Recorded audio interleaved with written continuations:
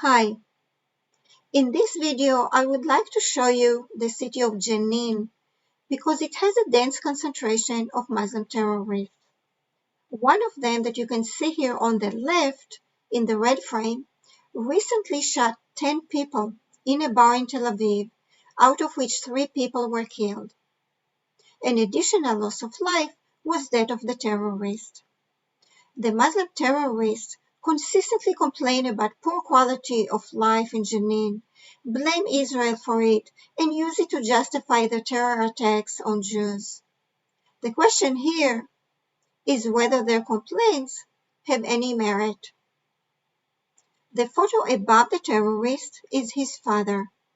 He is a member of the Palestinian Authority, which is the organization that governs the Muslim population in Judea and Samaria. Here you see him after the terrorist attack in Tel Aviv and after the loss of his son. He is expressing his pride in his son and is conveying the jihad understanding of good parenting. Jihad is the core ideology of the Palestinian Authority. By definition, jihad is any action taken for the advancement of Islam or against the enemies of Islam, which in this case are the Jews. It calls for criminal and underhanded activities and for the celebration of the death of the terrorists as heroes. The religious belief attached to it is that jihad heroes are rewarded with a life of bliss in paradise. Psychologically, jihad ideology is most likely attractive to its followers because it removes the universal fear of death with the belief that life begins with death. Jihad loyalist parents wish it for their children and provide them with full support for the terrorist missions. As a Palestinian Authority member, this father's job is to keep conveying to the world that the Muslim people are victims of Israeli oppression.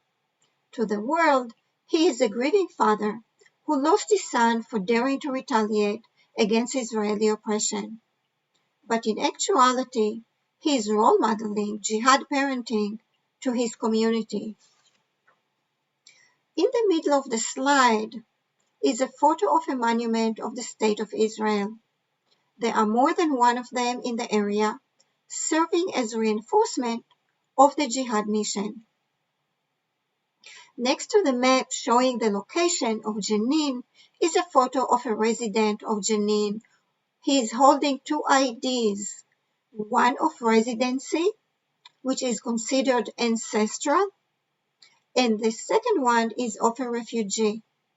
The concept of refugee here is different from what we generally consider refugees to be. By the definition that we are familiar with, refugees are people who flee war, persecution, or a natural disaster. They are homeless, jobless, and don't have the basic necessities of normal life.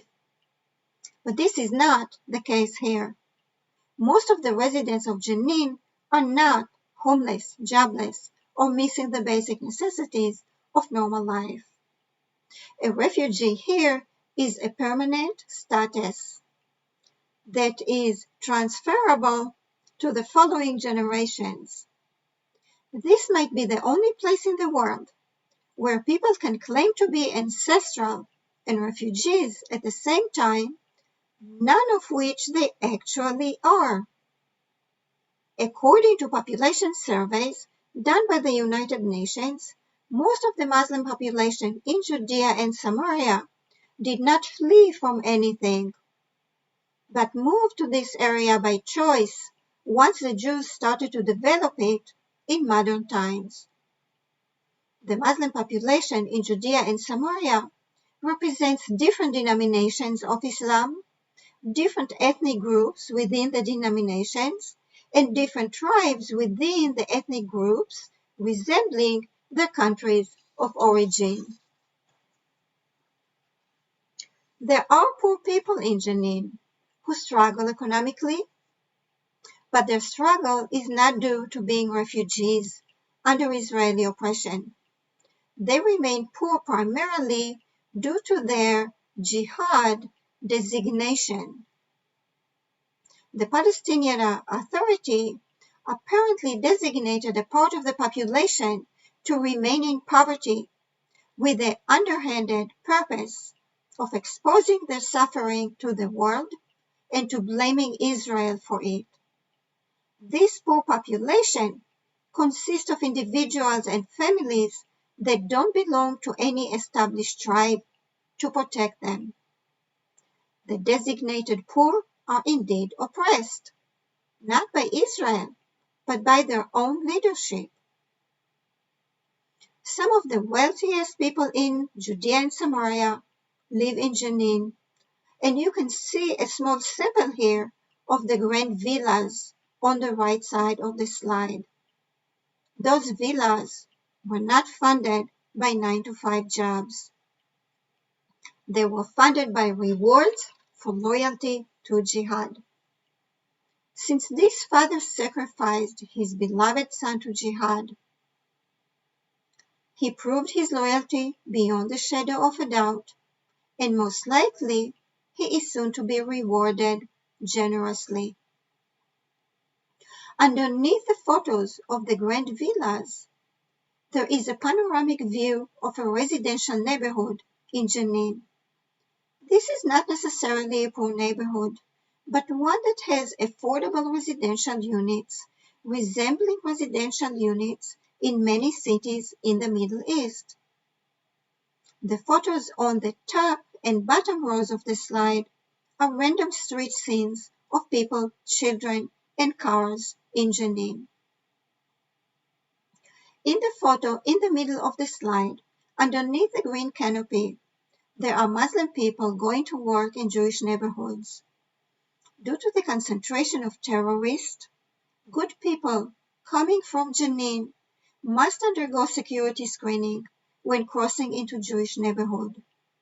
This is not an oppression scheme, as the Palestinian Authority wants you to believe, but a security measure to reduce the number of terrorists entering Jewish neighborhood.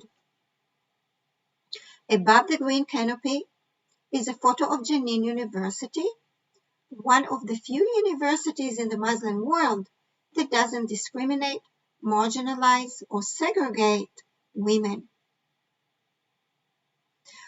I hope you can see that the quality of life in Jenin doesn't justify terrorism.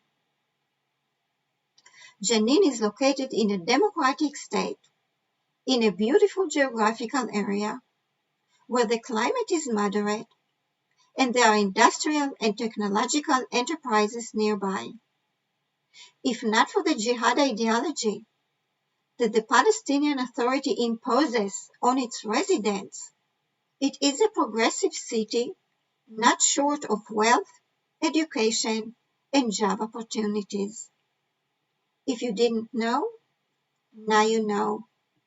Bye.